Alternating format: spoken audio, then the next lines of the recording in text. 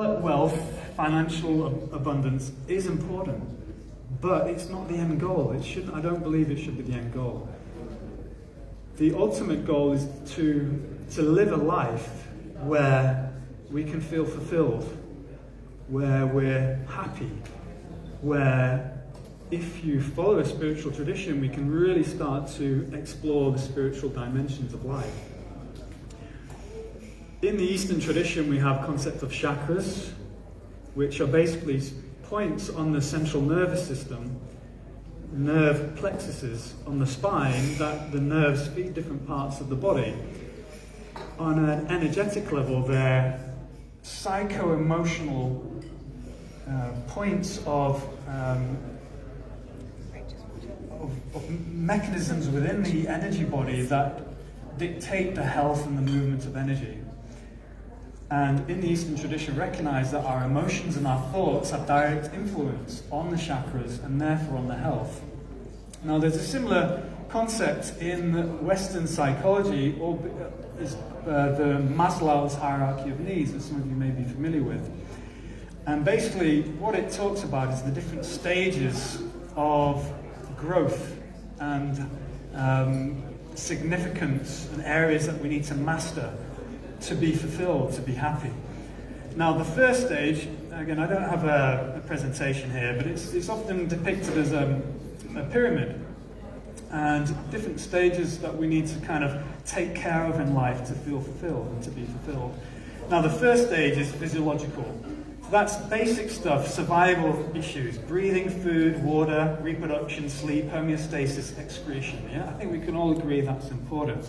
That relates to the root chakra in the yoga system. It's basic survival issues.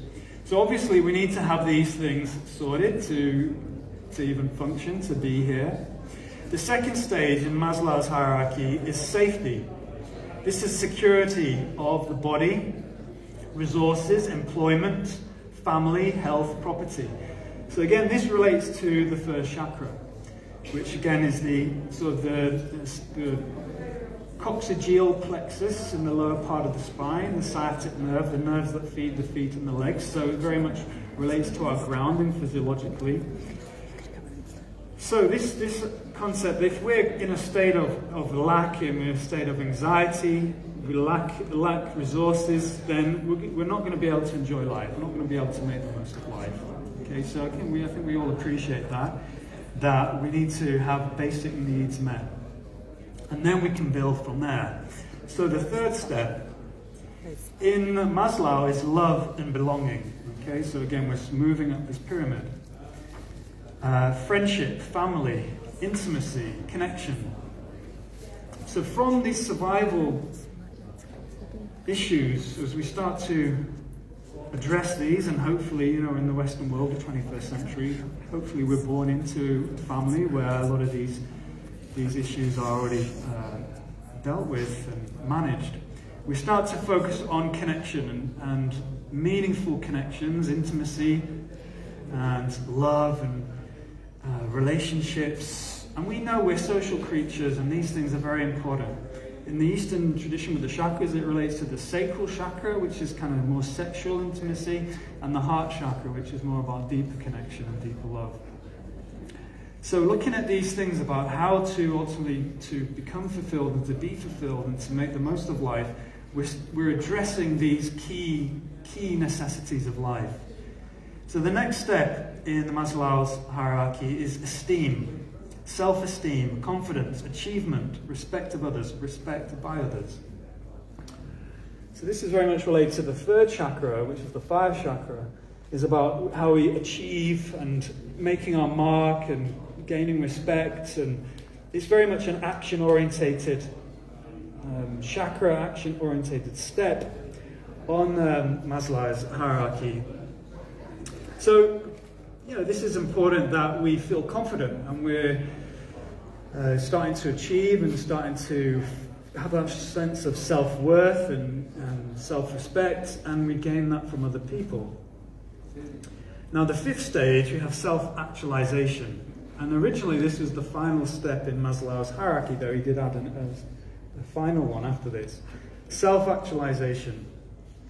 morality, creativity, spontaneity, acceptance of facts. I mean, these are just different ways we can understand it. But really, self-actualization is being the best you can be. And that's a term that he used. Is really achieving everything that you can achieve within your means. Okay, working with your... We have the concept, again, in the Indian tradition, Dharma, duty. Okay, what are you here to do? What's your purpose? We all have different skills and talents. We're all unique, and that's the beauty of life. We all have a mission, if you like. We all have a purpose. We've all got something to contribute to life. And if you're not sure what your purpose is, just ask, what do you love? What do you love? What do you really... What makes you excited? What do you love to do? Okay, the chances are your Dharma, your purpose, is going to be very much linked to that. So I love to explore the realms of spirituality. I love to teach, and I'm very much connected to the physical body and like to work with the physical body. So again, working with yoga, Pilates and meditation things is very much in line with my Dharma. But when I first came back to the UK, I was massaging and doing yoga, and I stopped massaging, did Pilates, and now I'm doing a bit more sort of teaching philosophy and spirituality. Point being is your Dharma evolves. It's not fixed, it's not static, okay? But when we're on our Dharma, and it's a big part of the Indian tradition, is the universe really conspires to assist you on your journey and your development. Yeah? Things just start to fall into place. And we start to go through a process of growth and evolution. Yeah? I studied, my postgrad was in philosophy and religion, but my undergrad was essentially evolution. We're all evolving. We're evolving collectively as a species, yeah, but also we're evolving individually. So what are we evolving to? Well, again, if you have a spiritual perspective, we're evolving into becoming more spiritual. What does that mean? Okay. And this is really the sixth step of Maslow's hierarchy, is transcendence. Okay, we're in our purpose, but if that doesn't serve a higher order, or if that doesn't contribute to the collective, then it's not the highest expression. There's an idea that there is a higher order, that there is an intelligence to life, to the universe, which guides everything.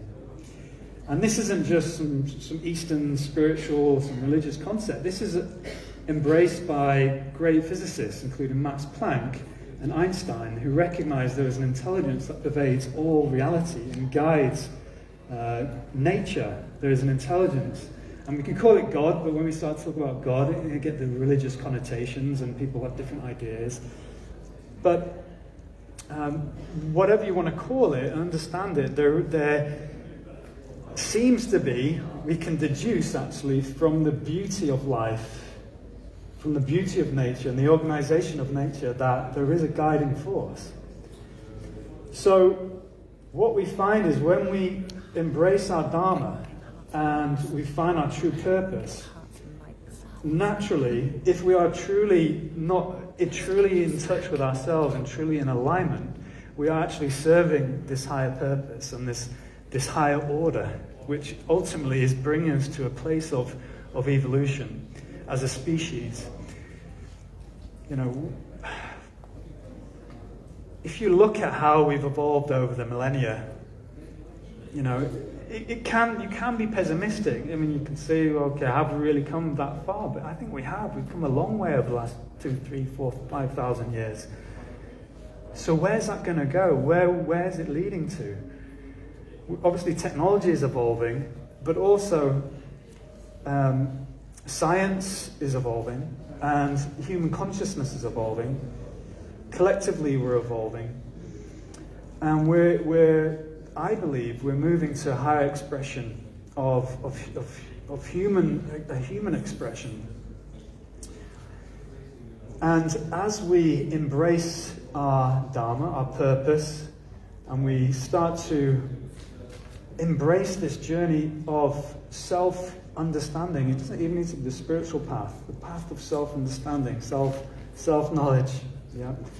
Then we really start to heal. So what does that mean, to heal? Whether you're spiritual or not,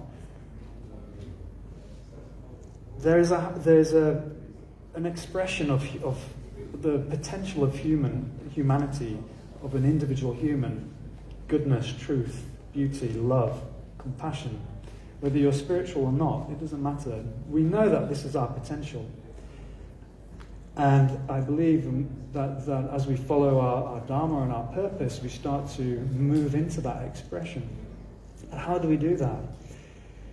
There are many traditions and there are many paths. The yoga path is a path of meditation, a path of mastering the physical body, self-understanding. But equally, you go through psychotherapy, hypnotherapy. There's so many different paths, shamanic journeying, whatever path you choose. It allows us to essentially decondition from the past, from our childhood, from trauma. In the yoga tradition, we talk about how meditation, the sanskara, the impression of meditation, purifies all other impressions. So a sanskara is a trauma, basically. And this is like 300 BC. They recognize and understanding traumas and how they influence the subconscious and memory.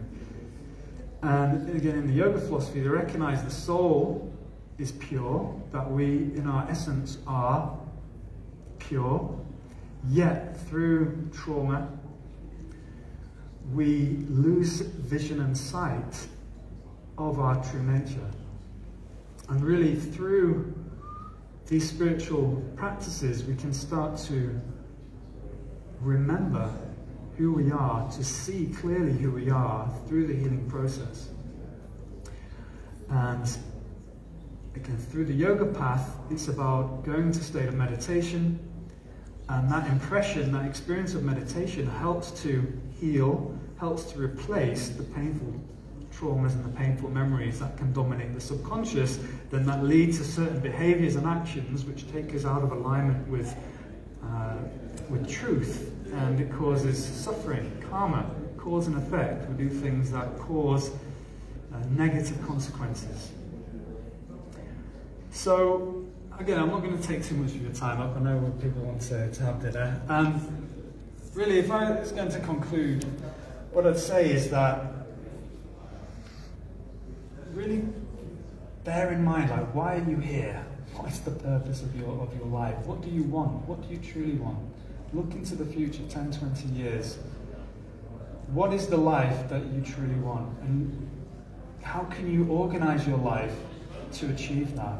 To develop that financial abundance? And are you living your passion? Are you living your truth? Are you living your Dharma? And if not, why not? Ask yourself, and we have the fears, the anxieties of money, the bills and all that, but life is too short. Life is too short. You can do what you want to do. It might take a leap of faith, it might be a challenge and take courage, but you can do, and we have the right to be happy, we have the right to feel fulfilled, and we have the right to move up those levels of the hierarchy that I was talking about. And I believe ultimately we're all moving to that place where we return back to that spiritual nature. So I hope you have a lovely rest of the day, a lovely weekend. Thank you for listening, and yes.